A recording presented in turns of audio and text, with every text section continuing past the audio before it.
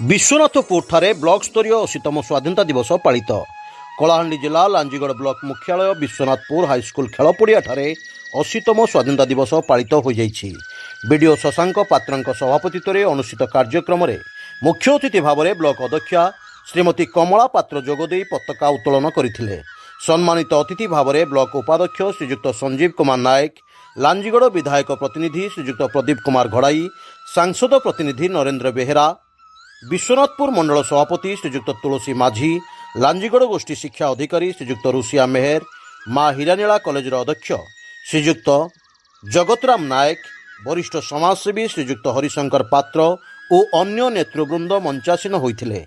एही अवसर में विभिन्न विद्यालयर छात्र छात्री मानंकु नेई एक पेरेड प्रदर्शित होइथिला। एथिरे 16 गोटी दल भाग नैथिले। ब्लॉक प्रशासन तरफरु विद्यालय मानंकरे विभिन्न विभाग में प्रतियोगिता करा जायथिला एवं कृति छात्र छात्री मानंकु पुरस्कृत करा जायथिला। एही अवसर में छात्र छात्री मानंक द्वारा रंगारंग कार्यक्रम परिवेषण करा जायथिला। कार्यक्रम में मंच परिचालना करथिले गोपाल दास महाजन, किशोर घड़ाई। लांजीगड़रू वेणुधर साहू को रिपोर्ट, स्वतंत्र ओडिशा लाइव।